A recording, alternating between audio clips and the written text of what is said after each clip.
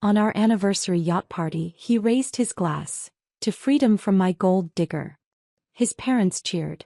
Guests laughed. I smiled, stood up in my dress and said, "Enjoy the view while you can."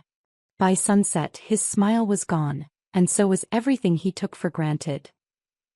The phone rang at 3:47 a.m. on a Tuesday, and I knew before I answered that my world was about to shatter. "He's gone," Emma whispered through the speaker, her voice so broken I barely recognized it. "Everything's gone." I sat up in my cramped studio apartment, cold sweat already beading on my forehead. My sister Emma, brilliant, unstoppable Emma, hadn't called me crying since we were kids. She was the one who fixed things, who had answers, who made plans that actually worked. "What do you mean gone?" I asked, though part of me already knew. "Brandon. He took everything. The house, the business accounts, even Lily's college fund. The lawyers are saying I signed papers, but I never." Her voice cracked completely. "I can't even afford to fight this." Before we continue, I want to thank you for joining me in sharing stories of justice and resilience. If you believe that financial abusers should be held accountable, please consider subscribing. It's free and helps us reach more victims who need to hear this. Now let's see how this revenge unfolds. I was 21 the day I watched my sister lose everything, and I'll never forget the sound she made when she tried to explain how it happened. It wasn't crying. It was the sound of someone's spirit breaking in real time. Emma had always been the smart one in our family. While I was struggling through community college, she was building a successful marketing consultancy from scratch. She had ambition that burned bright enough to light up entire rooms. She had plans mapped out 5 years ahead, color-coded spreadsheets for everything, and a fierce heart that never backed down from a challenge. After her messy divorce from Lily's father, she'd wanted a fresh start. A chance to build something beautiful for herself and her 8-year-old daughter. That's when Brandon Shaw walked into her life at a networking event in downtown Chicago, wearing an expensive suit that probably cost more than my monthly rent and carrying himself with the kind of confidence that made people lean in when he spoke. "He seemed different," Emma told me later during one of our late-night phone calls when she was still hopeful. "Not like the other guys who just want to impress you with their cars or their jobs. He actually listened. Asked about Lily, about my business dreams. He said he wanted to invest in me, not just financially but emotionally." Brandon Shaw had that disarming smile, the kind that made people forget to ask the important questions.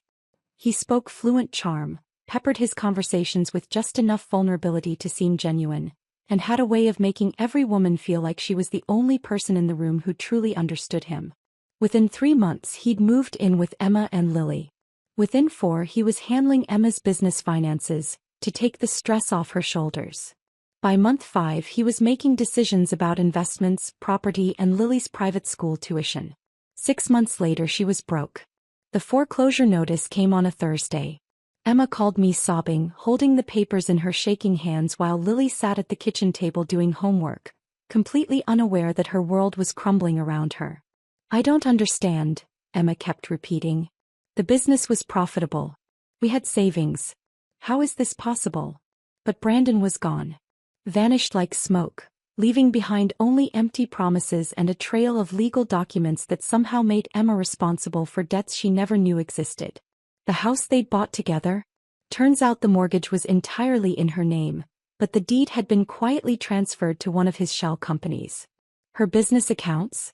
Drained through a series of investments she supposedly authorized but had no memory of signing. Her home was foreclosed within 30 days. Lily went to live with her father in Seattle, a man who'd barely shown interest in his daughter until suddenly having custody became a weapon he could use against Emma. And Emma?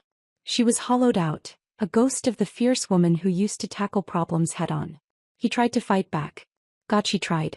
But Brandon came at her with lawyers who charged $800 an hour, NDAs that threatened to destroy her professionally if she spoke publicly about their relationship, and legal firepower she couldn't begin to afford.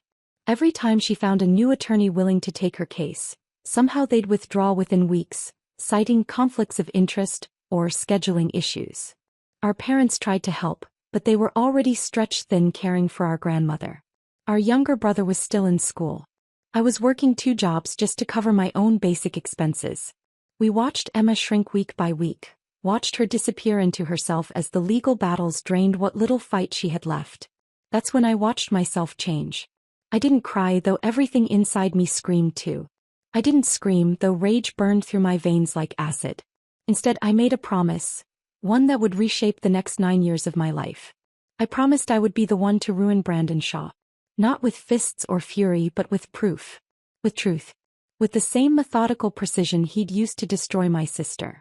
I started small, researching everything I could find about financial fraud, investment scams, and the psychology of confidence men. I studied branding and marketing, learning how to craft an image, how to become someone else entirely. I took courses in digital forensics, accounting, and business law. I changed my name legally from Sarah Mitchell to Mia Carson. I got a completely different haircut, learned to modulate my voice differently, adopted new mannerisms and speech patterns. I built myself into the woman Brandon Shaw would never suspect. Someone sophisticated enough to move in his circles, smart enough to understand his games, but seemingly naive enough to become his next target. It took me 9 years to become Mia Carson, financial consultant and trusted advisor to high-net-worth individuals. 9 years of reinventing myself, of studying his patterns, of tracking his movements through business journals and social media posts. By 30 I was ready. And in Miami at an exclusive charity gala I saw him again. Brandon Shaw, the man who had stolen my sister's life, was standing by the bar telling some elaborate story to a group of admirers, his laugh carrying across the room like nothing had ever happened. He didn't recognize me when I approached. Of course he didn't. He saw what he always saw when he looked at women. A potential mark, a mirror to reflect his own magnificence, a fan waiting to be dazzled. When he smiled that same disarming smile and asked if we'd met before, I smiled back and said the words that would begin his downfall. "Not yet," I said. "But I have a feeling we're going to know each other very well." And just like that it began. Brandon's ego was his weakness and I became his drug. "You're different from other women," he told me on our third date, swirling his wine like he was conducting an orchestra. "Most of them just want to talk about themselves. You actually listen." I tilted my head slightly, letting my eyes widen with what I hoped looked like genuine fascination. "I find successful people so interesting. How do you read the market so well when everyone else seems to miss the obvious patterns?" His chest puffed out visibly. "It's about understanding human psychology. People are predictable when you know which buttons to push." I laughed at his explanation, not too loudly, just enough to stroke his ego. "That's brilliant. I never would have thought of it that way." Within 6 weeks he was calling me every morning and texting throughout the day. I responded with careful enthusiasm, asking questions that made him feel like a mentor, a genius, a man worth studying. I became his favorite audience of one. "Move in with me," he said after our 8th week together, presenting it like a generous gift rather than a request. "That apartment of yours is beneath you. You deserve better." His penthouse overlooked Biscayne Bay, all glass and steel and expensive art that screamed money without saying taste. I walked through it for the first time, mentally cataloging every corner, every potential hiding spot, every angle where I could place what I needed. "This is incredible," I breathed, running my fingers along the marble countertop. "You've built something amazing here." He showed me everything with the pride of a collector displaying his treasures. His office with its dual monitors and walls covered in framed deals. His filing system organized with military precision. His safe, which he opened to show me stacks of cash and important documents, never imagining I was memorizing the combination as his fingers moved across the keypad. "I like transparency in relationships," he said, completely oblivious to the irony.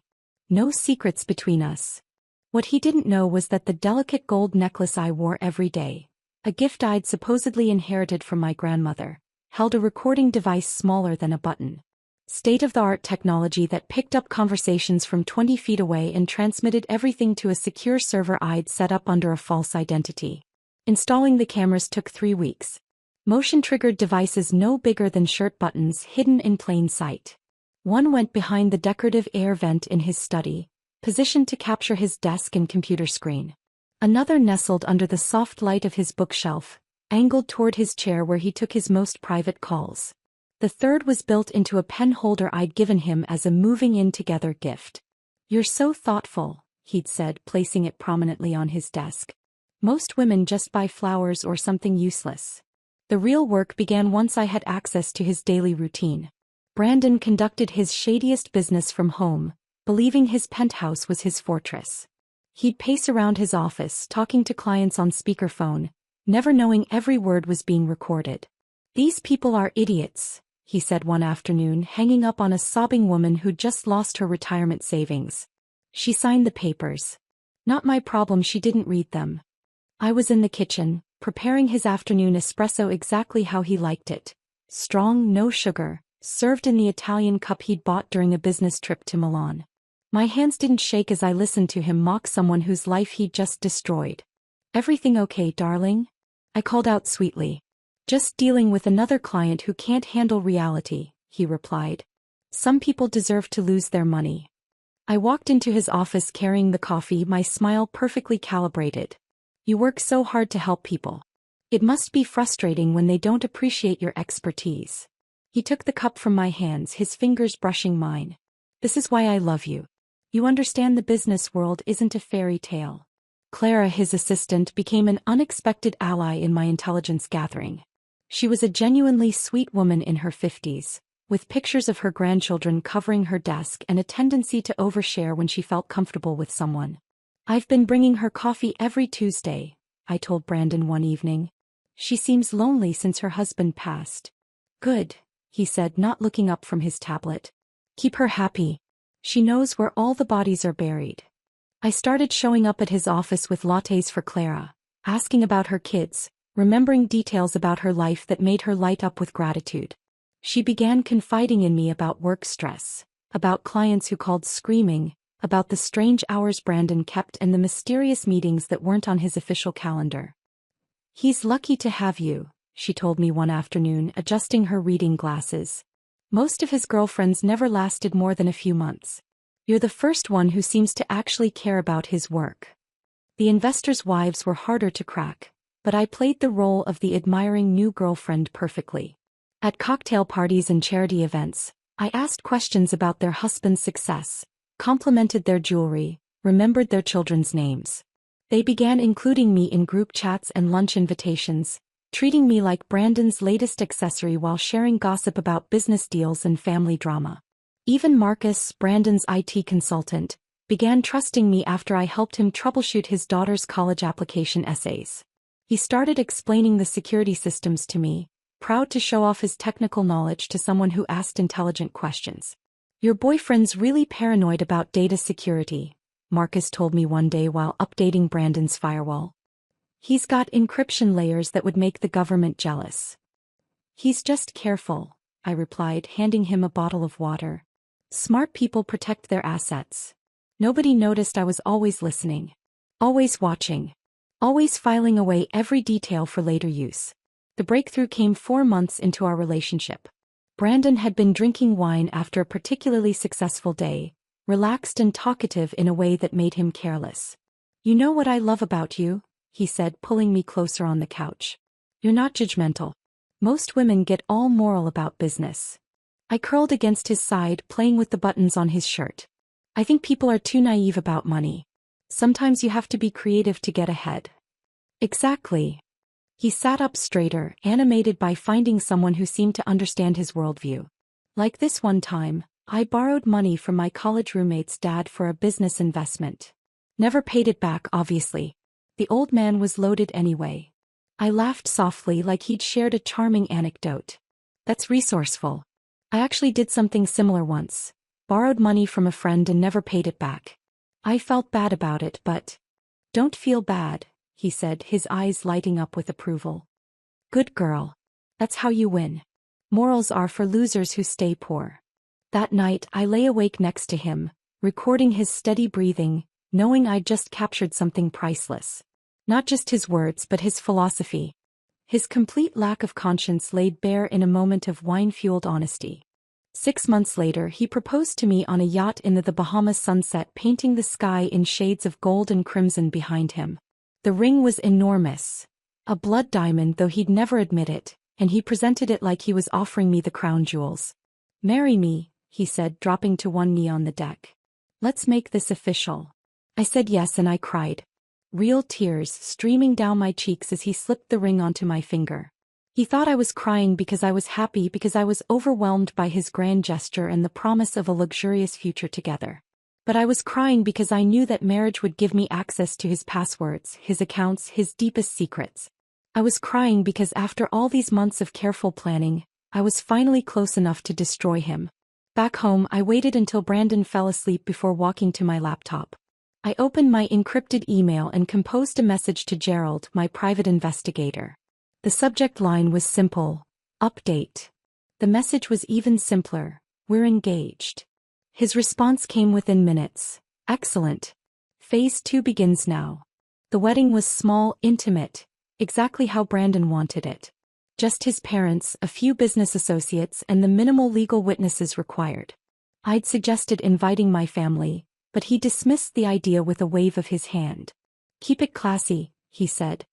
Your people wouldn't understand the lifestyle we're building. The marriage certificate was barely dry when everything shifted. Suddenly, I had legal access to accounts I'd only glimpsed before. Joint credit cards arrived in the mail with my new name embossed in gold letters. He added me to his business insurance policies and listed me as an emergency contact on forms I'd never seen. Welcome to the big leagues, Mrs. Shaw, he said, handing me a black American Express card. Now you can finally dress the part. But with access came surveillance. Not from the outside, from him. Marriage wasn't partnership in Brandon's world. It was ownership. The Hermes looks better on you than the Coach, he said one morning, critically examining my outfit choice. We're meeting the Hendersons for brunch. Image matters. I nodded, changing into the bag he preferred, but my fingers found the tiny recording device sewn into its lining. Every conversation, every cruel comment, every casual cruelty was being captured and transmitted to servers he'd never find. The new cameras were easier to install now that I lived there permanently. One went into the master bedroom, hidden inside the decorative lamp I'd bought for our anniversary. Another was built into the frame of our wedding photo. Ironic considering what it would eventually capture. The third was the most audacious. Embedded in his laptop charger, recording everything that appeared on his screen. His cloud storage was the real treasure trove. Using the passwords I'd memorized during our engagement, I synced his entire digital life to a remote server under an identity that didn't exist on paper. Years of fraud downloaded in organized folders. Client communications, forged documents, bank transfers, shell company records. The breadth of it was staggering. You're getting better at this technology stuff, Brandon commented one evening watching me work on my laptop. Maybe I should put you in charge of our digital security. Just trying to keep up with my brilliant husband, I replied, closing the screen that showed me copying his files to my encrypted drives. But marriage also revealed the depths of his cruelty in ways I hadn't experienced before. Brandon didn't just want admiration, he wanted complete control. Text me when you get to lunch with your college friend, he said one Tuesday morning. And when you leave. I like knowing where my wife is. Of course, I agreed, though my friend didn't exist.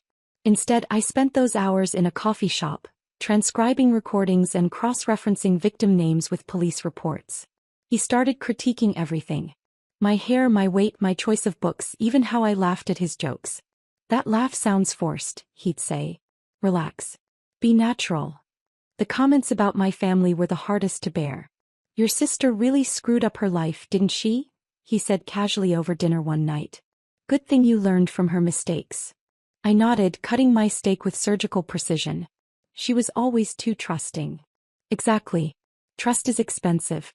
Most people can't afford it. Every insult, every manipulation, every casual destruction of my self-worth went into the journal I kept hidden under a loose floorboard in our walk-in closet. The hardwood had warped slightly from an old water leak, creating the perfect hiding spot for a leather-bound notebook that detailed his psychological warfare. Day 47 of marriage. Called my cooking pedestrian in front of his business partner. Made me remake dinner while they watched. Day 63. Told me I'd gained weight. Said successful men need wives who maintain their value. Day 89. Prevented me from calling my parents on my birthday. Said my family was energy drains who didn't deserve my time. The breakthrough came during our trip to Aspen. Brandon had closed a particularly large deal involving a tech startup and several pension funds. The celebration dinner stretched late into the night, with expensive wine flowing freely and his guard completely down. You know what's funny about this business? He said, swirling his glass of Dom Perignon. People always think they're smarter than you. They think they can outsmart the system. But you're always one step ahead, I encouraged, refilling his glass. He laughed, loud and harsh. Some woman tried to ruin me once. Your sister, actually. Emma something. Cost me a lot of time and money with her lawyers and media nonsense. My blood turned to ice, but I kept my expression neutral. What happened? I buried her, he said with satisfaction. Destroyed her reputation, her finances, took her kid away. She thought she could fight me? Please. I've been doing this since college. She was just another casualty. He kept talking, detailing exactly how he'd manipulated the legal system, bribed officials and systematically destroyed Emma's life. Every word was being recorded by 3 different devices, but I needed him to keep going. She deserved it, I said softly. People who cross you learn the hard way. Exactly. He slammed his hand on the table, making the silverware jump. Loyalty is everything. Betrayal gets punished. That's how you build an empire. That night, after Brandon passed out on the California king bed, I sat in the bathroom with my laptop, encrypting the recordings 3 different ways. I made copies on separate drives, uploaded duplicates to secure servers in different countries, and created a physical backup that I sealed in a waterproof container. The next morning, I drove to a private bank in downtown Denver and opened a safety deposit box under Mia Carson's name. Inside went the encrypted drive containing Brandon's confession about Emma, along with documentation of every crime he'd committed in my presence. Back home, I established contact with Gerald properly for the first time. He was a retired forensic accountant whose son David had been one of Brandon's earliest victims. A young entrepreneur who'd lost his software company and his family's savings to Brandon's Ponzi scheme 7 years earlier. David jumped off the Coronado Bridge. Gerald told me during our first face-to-face meeting at a diner outside San Diego. Left behind a wife and twin babies.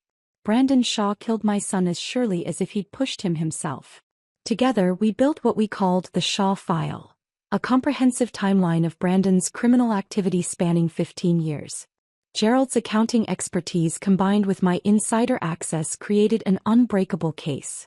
We traced money through dozens of shell companies, connected victim testimonies with financial records, and documented patterns of fraud that spanned multiple states. This is enough to put him away for life, Gerald said one afternoon, reviewing our latest findings. But we need the perfect moment. One chance to make sure he can't wiggle out. The plan crystallized during our 4th year of marriage. It would happen on our 5th wedding anniversary on a yacht, just like where our fake relationship had truly begun with his proposal. The symbolism felt appropriate, ending where it started but with the roles completely reversed. He'll be surrounded by the people who enabled him, I explained to Gerald. His parents, his business partners, the investors who looked the other way. They all need to see him fall. Gerald nodded, studying the guest list I'd prepared. And the federal agents? Already confirmed. They'll be posing as potential investors. Brandon loves showing off to new money. Only this time, instead of putting a ring on my finger, he'd be getting handcuffs. Instead of promising me a future, he'd be facing 25 to life. The Shaw File was complete. 5 years of marriage, 9 years of preparation, and a lifetime of rage were about to converge into one perfect moment of justice. Brandon Shaw had buried my sister, but he'd made one fatal mistake. He taught me how to bury him back. The weeks leading up to our 5th anniversary required the performance of my life. Every detail had to be perfect, every element calculated to create the exact scenario I needed. Brandon expected grandeur for milestone celebrations, and I was more than happy to give him a party he'd never forget. I want to invite the Hendersons, the Carmichaels, and definitely Roger from the Manhattan deal, Brandon said, reviewing my guest list over morning coffee. This needs to feel exclusive. Important people only. Of course, I agreed, adding checkmarks next to names that included 4 federal agents posing as hedge fund managers from a fictitious firm called Meridian Capital.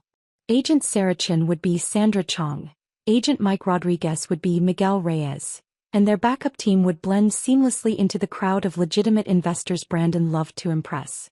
The yacht rental was Brandon's idea, naturally. We got engaged on a yacht, he said. It's poetic. Full circle. Shows how far we've come. I spent days coordinating with the yacht company, ensuring every camera angle would be perfect for what was coming.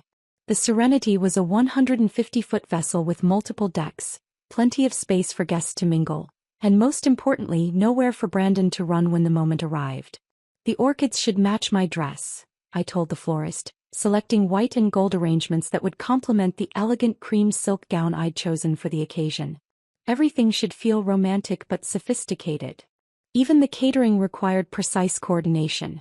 I needed the service staff positioned correctly, the timeline of dinner and drinks mapped to the minute, and most crucially, I needed to ensure the boat would be in international waters at exactly the right moment for legal jurisdiction purposes. 3 days before the party, Brandon's parents flew in from Connecticut. Richard and Margaret Shaw were old money wrapped in new cruelty, the kind of people who spoke in coded language about the right sort of people and maintaining standards. They'd raised Brandon to believe the world owed him everything simply for existing. "Mia, darling," Margaret said during their welcome dinner, her voice dripping with the condescension she reserved for people she considered beneath her family's status. "You've done so well planning this celebration. Brandon always said you had potential." "Thank you, Mrs. Shaw," I replied, playing the grateful daughter-in-law while mentally cataloging every dismissive comment for my final recording session. Richard was worse, treating our anniversary party like a business networking opportunity. "Make sure you seat me next to those Meridian Capital fellows," he instructed. "I've been looking for new investment partners since the Thompson deal fell through." The irony was delicious. Brandon's own father was eager to meet the agents who would be arresting his son. The night before the party, Brandon's mask slipped completely. I'd seen him cruel before, but never with such pure venom as when he paced around his study, scotch in hand, reviewing the financial statements from his latest victims. "These people are so pathetically stupid," he snarled into his phone, speaking to his lawyer about a class action lawsuit they were fighting. "Mrs. Peterson is crying about losing her house? She should have read the fine print. Not my problem, she trusted the wrong person." I stood in the hallway outside his office, my recording device capturing every word as he detailed exactly how he'd manipulated elderly clients into signing over their retirement savings. "The beauty is they can't prove intent," he continued, laughing as he described forging signatures and backdating documents. "By the time they realize what happened, the money's in the Cayman accounts and they're talking to lawyers who can't do anything about it." He took another drink, his voice becoming more animated with alcohol and arrogance. "You know what I love most? When they call crying, begging me to give their money back. Like I'm running a charity instead of a business. Idiots deserve what they get." My hands trembled as I held the device, but not from fear. From rage. From the knowledge that in less than 24 hours, he'd be the one crying and begging. The morning of the party, I flew Emma and Lily into Miami. They'd been living in Seattle for 3 years, where Emma had slowly rebuilt her life working as a freelance graphic designer. The legal battles had aged her, carved lines around her eyes that hadn't been there before, but she was surviving. "Are you sure about this?" Emma asked as we met in her hotel lobby. "What if something goes wrong?" "Nothing will go wrong," I assured her, though my heart raced watching her hug Lily. My niece had grown so much. Now 11 years old, with Emma's same determined eyes but a wariness that broke my heart. 3 years of limited visitation had stolen so much time from them. "I can't promise justice," I told Emma as Lily explored the hotel's lobby fountain. "But I can promise he won't ruin anyone else. After tonight, Brandon Shaw's business will be finished forever." Emma nodded, tears threatening to spill. I never thought anyone would believe me." "I always believed you," I said. "Everything I've done, everything I became, it was all for you. For Lily. For everyone he destroyed." That afternoon, I supervised every detail of the yacht preparation. The federal agents arrived early, slipping seamlessly into their roles as wealthy investors. Agent Chin wore a stunning black cocktail dress and carried herself with the casual confidence of someone accustomed to million-dollar deals. Agent Rodriguez sported an expensive watch and spoke knowledgeably about market trends and hedge fund strategies. "Everything's in position," Agent Chin murmured as she passed me near the bar setup. "We'll be ready when you give the signal." Brandon emerged from the master cabin wearing his most expensive tuxedo, the one he'd bought in London specifically for events where he wanted to project ultimate success. He surveyed the yacht with satisfaction, completely unaware that it would be his last moment of freedom. "Perfect," he declared, adjusting his cufflinks. This is exactly how I wanted to celebrate 5 years of marriage to the best investment I ever made. Even his compliments were financial transactions. Even his love was calculated in terms of profit and loss. As the sun began its descent toward the horizon, painting the Miami skyline in shades of gold and amber, guests arrived via tender boats that ferried them from the marina. The laughter and conversation created the perfect soundtrack for what Brandon believed was his triumph. He moved through the crowd like a king holding court, regaling investors with stories of his latest deals, accepting congratulations on our anniversary, completely oblivious to the fact that 4 federal agents were documenting every incriminating statement he made. "Ladies and gentlemen," Brandon called out as the yacht reached international waters, the timing perfect for maximum legal impact. The sunset glowed behind him like a spotlight on a stage, casting everything in dramatic relief. He raised his champagne glass, his smile wide and confident. "Thank you all for joining us to celebrate 5 incredible years of marriage. 5 years with my beautiful, devoted wife." He paused for effect, his eyes finding mine across the deck. "To freedom from my gold digger." The laughter erupted around us. His parents raised their glasses. Business associates chuckled appreciatively. Even some of the investors smiled, thinking it was just Brandon's typical crude humor. But I saw the venom in his eyes, the cruel satisfaction of a man who believed he'd successfully used and controlled another person. He thought he was celebrating his victory over me, his successful manipulation of yet another victim. I smiled, stood slowly, set down my untouched champagne. "Enjoy the view while you can, darling." The yacht's engines cut suddenly, leaving only the sound of waves against the hull and the confused murmur of guests wondering why we'd stopped moving. 4 men in black tactical gear stepped out from below deck. Agent Chin nodded at me. This was it. I reached into my purse and withdrew a hard drive labeled in my careful handwriting, "Confessions." Sorted by month. Brandon's face transformed from confusion to dawning horror as I handed the drive to Agent Rodriguez. "What is this?" Brandon whispered, his champagne glass slipping from nerveless fingers to shatter on the deck. I leaned in close enough to smell his expensive cologne one last time, close enough to see the exact moment his world collapsed. I kissed his cheek gently like a loving wife saying goodbye. "Your reckoning," I whispered. The split second after I whispered "your reckoning," Brandon's survival instincts kicked in. His eyes darted frantically across the deck, calculating escape routes like a cornered animal. The transformation was instantaneous, from confident predator to desperate prey. He lunged toward the starboard side of the yacht, shoving past his own mother in his panic. Margaret Shaw stumbled backward, her champagne glass flying from her manicured hands to crash against the deck railing. "Brandon," she shrieked, more outraged by his rudeness than understanding the gravity of the situation. He didn't get far. Agent Rodriguez moved with the fluid precision of someone trained for exactly this scenario. 3 powerful strides brought him within arm's reach of Brandon, who was frantically trying to climb over the yacht's safety railing. "Federal agents, you're under arrest," Rodriguez shouted, his voice cutting through the ocean breeze and confused chatter. Brandon's expensive Italian leather shoes slipped on the polished railing. He crashed back onto the deck, his tuxedo jacket tearing as he hit the ground hard enough to knock the wind from his lungs. The guests erupted in chaos.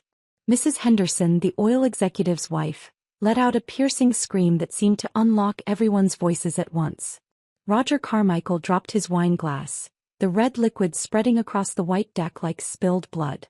Someone's phone clattered to the ground as they fumbled to record what was happening. "Is this real?" whispered Dr. Patricia Morse, the pharmaceutical heiress, her face pale as she clutched her pearl necklace. "This has to be some kind of mistake." Agent Chin moved to secure the perimeter while her colleagues surrounded Brandon. She flashed her badge to the stunned crowd, her voice clear and authoritative.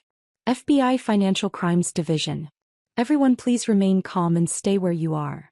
Brandon scrambled to his feet, his perfectly styled hair disheveled, his bow tie hanging loose around his neck. Wild-eyed, he spun toward his father. "Dad, call Morrison. Call the lawyers.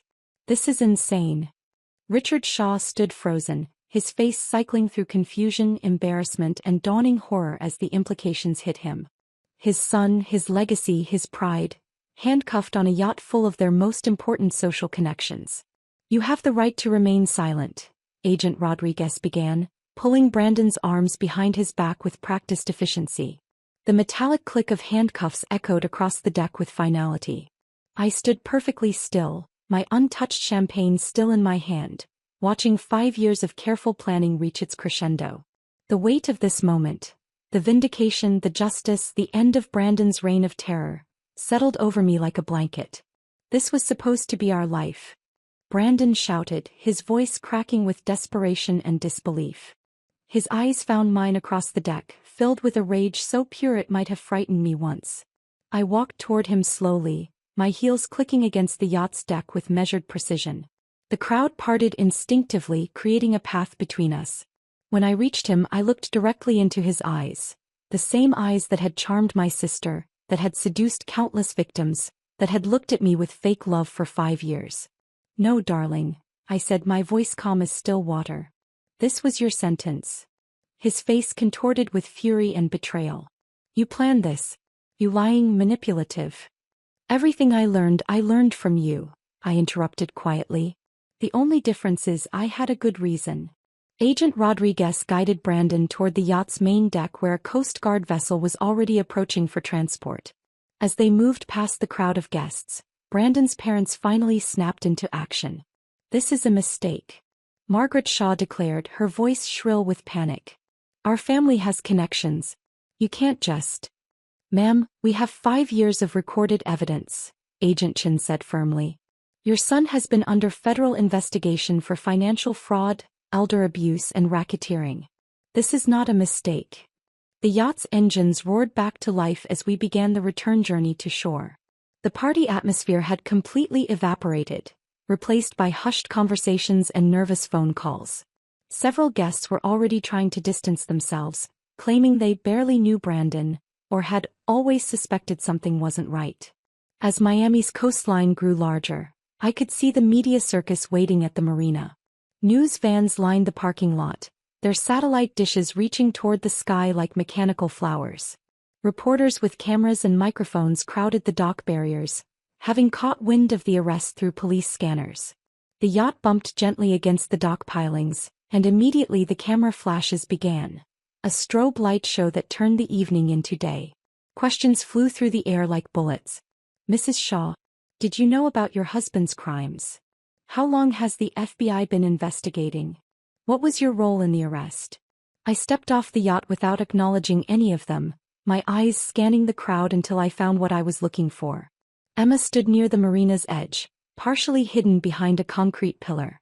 Lily was beside her, now 12 years old, with Emma's same determined chin but wearing a sundress instead of the business attire I remembered from their old life.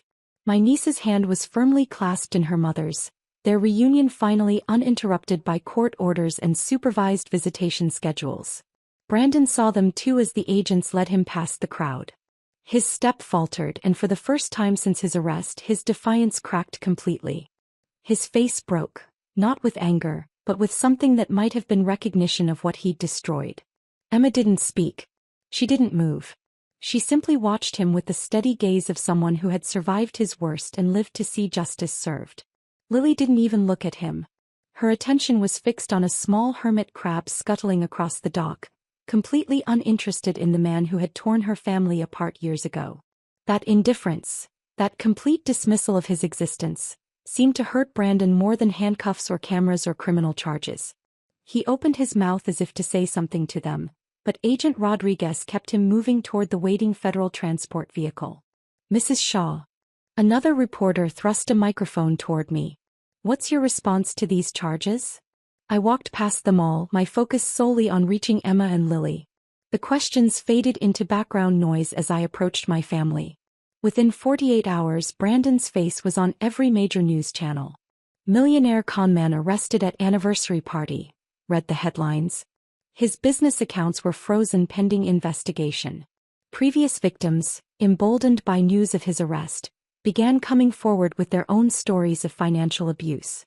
Lawsuits that had been settled under dubious circumstances were suddenly reopened by prosecutors armed with new evidence. The empire of lies he'd built over 15 years crumbled in less than a week. I didn't watch the news coverage. I didn't read the articles analyzing his crimes or speculating about his sentence. Instead, I sat in Emma's hotel room while she and Lily planned their new life together, and I poured us tea from the ceramic set she'd managed to save from the foreclosure years ago. "It's really over," Emma said quietly, watching Lily color in a coloring book on the hotel room floor. "It's really over," I confirmed. "The monster was caged. The victims had their voices back. And my sister had her daughter." 3 weeks after Brandon's arrest, the phone calls started. Publishers, television producers, documentary filmmakers. Everyone wanted to own a piece of my story. They offered contracts with numbers that made my eyes water, speaking fees that could set me up for life, and the kind of fame that turns ordinary people into household names. "This is a once-in-a-lifetime opportunity," insisted Amanda Richfield from Pinnacle Publishing, her voice crackling through my phone as she outlined a multi-book deal. "Your story has everything: romance, betrayal, justice. We're talking New York Times bestseller potential." I sat in my temporary apartment, surrounded by boxes of evidence I no longer needed, and listened to her paint pictures of book tours and television interviews. The woman who had spent 5 years pretending to be someone else was being offered the chance to become famous for finally being herself. "I appreciate the offer," I said, cutting her off mid-pitch. "But I'm not interested." The silence stretched for several seconds. "I'm sorry, did you say no? To a 7-figure advance?" "I said no to all of it." Gerald found my decision baffling when I met him at our usual diner the next morning. He'd been fielding his own media requests, producers eager to interview the retired accountant who'd helped bring down Brandon Shaw. "You could help people by telling your story publicly," he argued, stirring sugar into his coffee with more force than necessary. "Think of all the women who could learn from what you did." "I can help them more effectively without cameras," I replied. "This wasn't about attention, Gerald. It was for Emma. It was for David. It was for every person Brandon destroyed who couldn't fight back." He nodded slowly, understanding flickering in his weathered eyes. "You're right. Some victories are too important to turn into entertainment." The legal aftermath moved with surprising speed. Emma's case was reopened with fresh evidence, and the judge who'd originally ruled against her made no attempt to hide his disgust when the Shaw file landed on his desk. Brandon's financial manipulations were laid bare in black and white, impossible to dismiss or explain away. "Visitation rights are hereby fully restored," Judge Martinez declared during the hearing I attended via video link. "Furthermore, this court finds that the original custody arrangement was based on fraudulent evidence and deliberate manipulation of the legal system." I watched Emma's face through the screen as she heard those words. 3 years of supervised visits, of fighting for every phone call, of explaining to Lily why Mommy could only see her on weekends. All of it officially acknowledged as the injustice it had always been. The reunion happened at Meridian Hill Park in Seattle on a crisp Saturday morning. I drove Emma there, parking across the street where I could see but not intrude.